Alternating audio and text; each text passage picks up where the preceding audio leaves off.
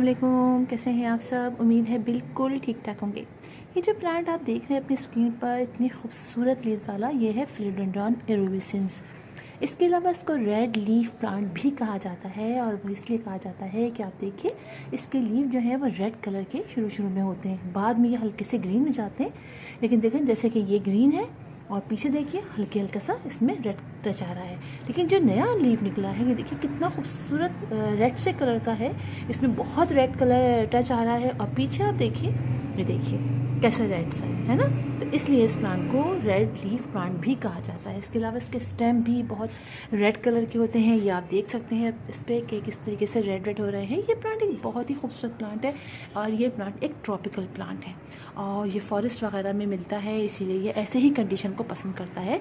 यानी ये कि ये ह्यूमिडिटी को पसंद करता है, और इसके अलावा जो एटमॉस्फेयर फॉरेस्ट में होता है वैसे ही इसको पसंद होता है।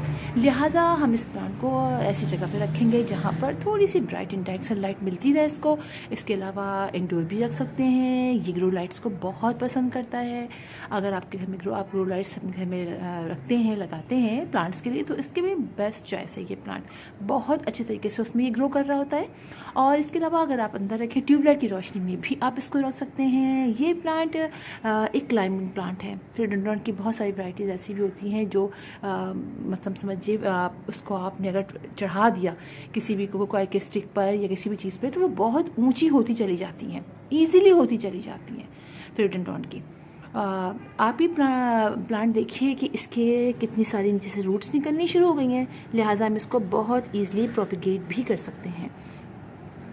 इसके जो जैसे बेबीज़ भी निकलते रहते हैं, और साथ में आप देखिए इसके सारी इस तरह की रूट्स बनती रहती हैं। अगर ये सारी रूट्स हैं, हम यहाँ से इसको कट कर दें यहाँ से, तो ये पूरा प्लांट निकल अलग से बन जाएगा। हम इसको लगा दें, और नीचे से भी अगर यहाँ से कट कर दें तो ये एक और प्लांट बन जाएगा, और यहाँ से भी मज़ीद नई ब्रांचेस निकलेंगी। तो इस तरीके से हमारा जो फिलोडेंड्रॉन की ये वैरायटी है बहुत ईजिली प्रोपिगेट हो जाती है। इस प्लांट को आप ये समझिए, पानी की अगर हम बात करते हैं तो बहुत ज़्यादा पानी नहीं देना है। बस ऐसा पानी देना है कि ये हल्के से इसकी सॉइल जो है वो मॉइस्ट रहे। ओवर वाटरिंग नहीं करनी है इसके अंदर। मेरा ये प्लांट आप देखिए कितना खूबसूरत ग्रो कर रहा है, और काफ़ी अर्से पहले मैंने लिया था जो उसमें कुछ थोड़े से लीव्स थे, लेकिन इसकी ग्रोथ अब माशाल्लाह से बहुत अच्छी हो गई है। और दूसरी बात ये कि मिट्टी इसकी हम जो बनाएंगे वो बहुत अच्छी और वेल ड्रेन बनाएंगे। उसमें थोड़ी सी कोकोपीट भी आप ले सकते हैं, चूँकि हल्की सी मॉइस्ट मिट्टी हमें रखनी है, लिहाजा आप उसके अंदर ऐसी मिट्टी बनाइए जिसके अंदर आप सैंड भी ले लीजिए, कोकोपीट लीजिए, कॉम्पोस्ट ले लीजिए, और गोबर की खाद ले लीजिए।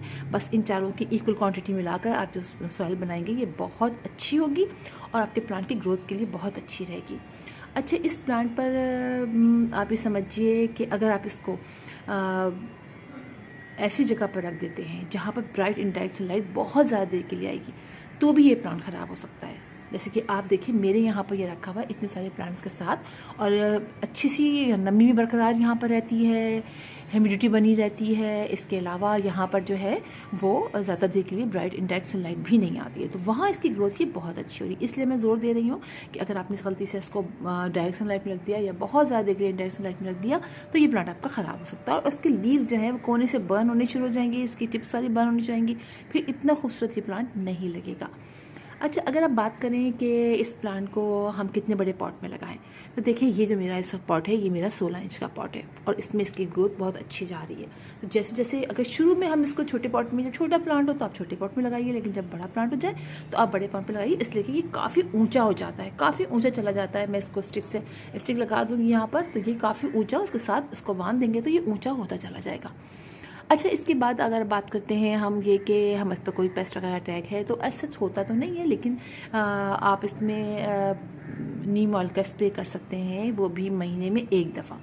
वैसे फिलोडेंड्रॉन की मेरे पास जो भी वैरायटीज़ हैं इनमें कोई भी अटैक किसी भी किस्म की कीड़ों वगैरह का नहीं हुआ है, लेकिन आप कर सकते हैं अगर आपको लगे कि आपके प्लांट पे ऊपर बाज़ औक़ात ऐसा होता है छोटे छोटे से वाइट रंग के स्पॉट बनने शुरू हो जाते हैं, कीड़े चिपक से जाते हैं। लिहाजा अगर आप नीम ऑयल का स्प्रे महीने में 1 दफ़ा कर लेते हैं तो बहुत अच्छी बात है।